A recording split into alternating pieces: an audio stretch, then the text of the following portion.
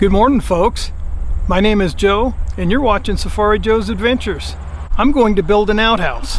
Not just any outhouse, I'm going to build a composting outhouse. It's coming up on 3 years since I bought that off-grid property in the Upper Peninsula of Michigan. Problem with that area up there is every spring we get a lot of snow runoff, and sometimes you get water that builds all the way to the top in that outhouse. Didn't really like using that, so I've been using a bucket system.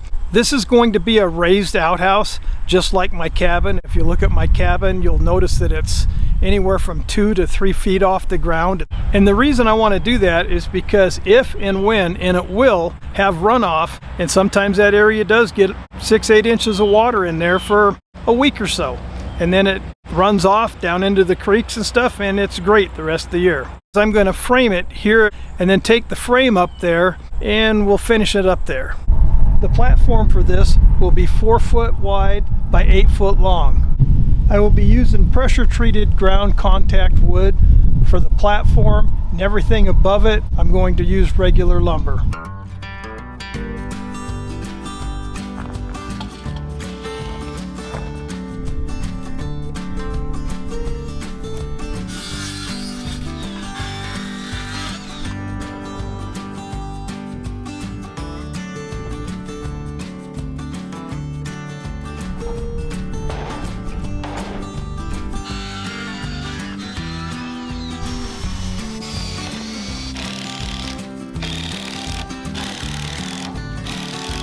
I'm using a treated deck screw, so I don't have to worry about these rusting out anytime soon.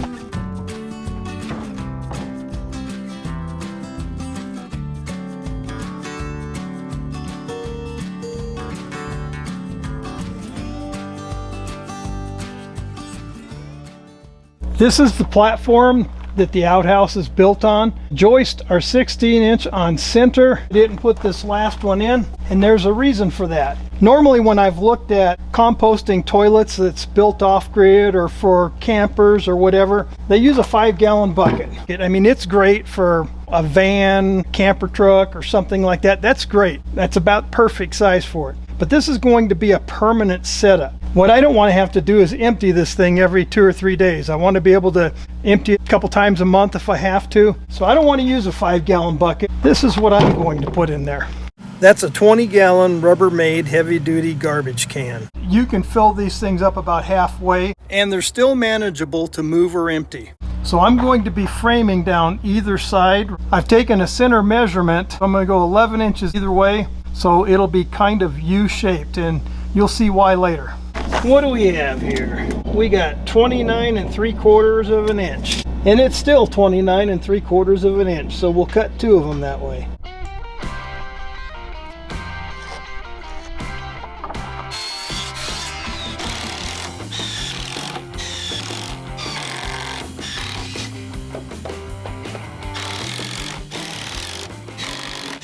Now that we have these 2 secured in there, I need to put one more somewhere across in here, but I need a measurement. What better measurement than the garbage can that's going to go in there? I'm going to allow for 1 inch on either side, so there's 1 inch there. So we're going to put the board in between here at 9 inches. That'll give us 1 inch all the way around.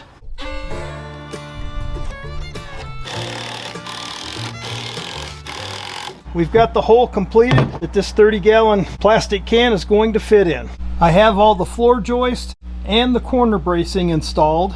Well, that's as much as I can do to the floor while I'm here. We'll finish it up when we get to the cabin. So I'll start on the walls.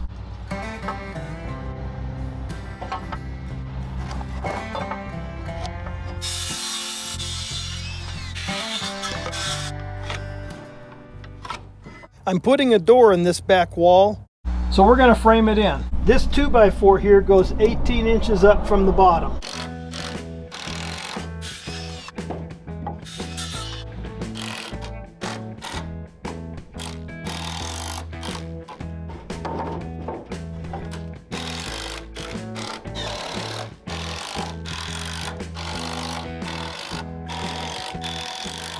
And that completes the back wall. You can see that the back wall has this area just like the floor does. When I get up there and get it set up, this piece here and the bottom piece on the floor will both be cut out. When you stand it up, it'll create a door for me to slide that garbage can in and out. The next thing I'm going to do is build the front wall. It'll be 4 foot wide by 8 foot tall. So we'll go 8 foot minus 3 for your top and bottom plate. Time for a new battery.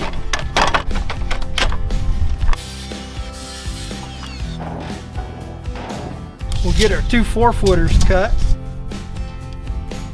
I don't like making my cut between 2 sawhorses because downward pressure can cause your saw to bind. So we'll set a block in here and just cut this off to the side. There you go, no binding. A binding saw blade is the #1 cause of kickbacks. And kickbacks, well, that's the #1 cause of injuries, losing fingers and stuff like that. Whenever you're cutting, do your best not to cut it in a way that's going to bind your blade. I found a 32 by 80 door on Facebook Marketplace. It's an exterior steel door. It's brand new, it was never used on a house. I want to keep the door centered. We know this is 4 foot, so let's come to 2 foot. There's our center mark. Half of 34 at 17. So we got to go 17 inches either side of this for the opening. So we'll just set that right on there. We'll make 17, 17. And that will be the rough door opening. Now we want to cut 2 of these 82.5 inches. But it's not 82.5 from the top because we're cutting this piece out and the door will set down there. It's 82.5 from the bottom. So if you subtract this 1.5 inches, you're looking at 81 inches. So I'm gonna go cut a couple of them at 81 inches. I measured some blocks and I'm installing them between the 2 outside 2x4s to give the door some strength. We don't want these things flexing with a steel door in there.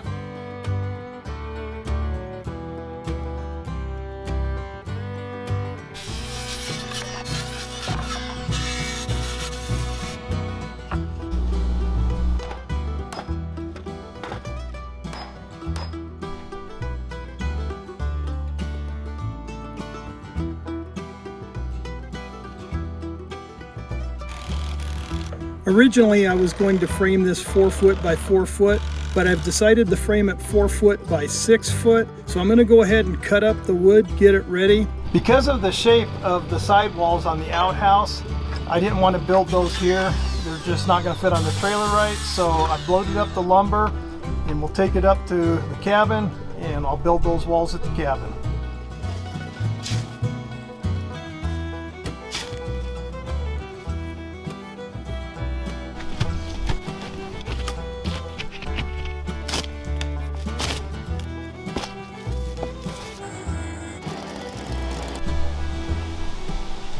We made it back up here to the UP at our cabin property. We've got the 6 posts in the ground and I've got the floor frame on the post. So I'm ready to start putting the deck on that and then I'll frame up the walls.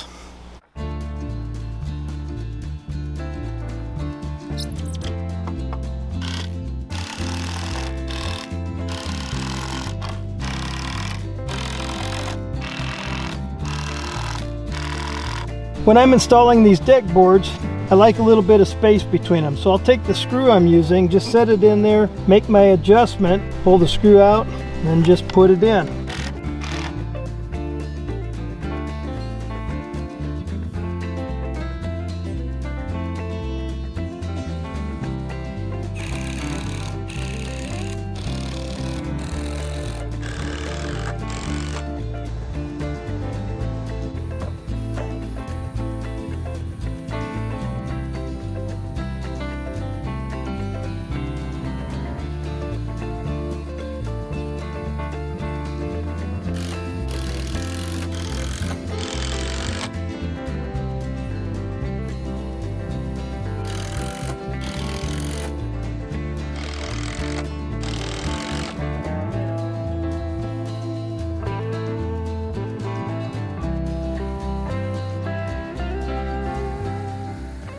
I've got the rafter set in place. Now I'm going to mark it and cut it and use that for the template for the other 2.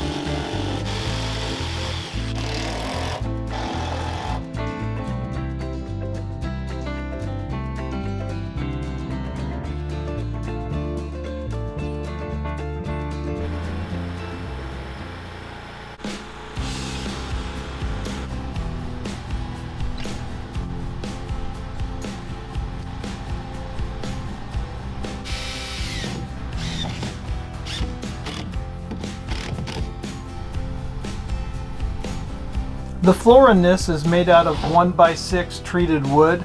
I put a little gap in between each one of these just for expansion and contraction. We want to put a piece of plywood over the top of that. That way if we want to put some type of flooring in here, we can. So I'm going to put a piece of treated plywood over the top of this. I haven't cut out the same dimensions of the floor, so we'll go ahead and get that installed.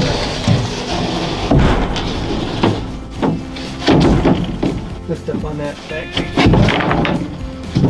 Now I'll just grab some screws and get it put in.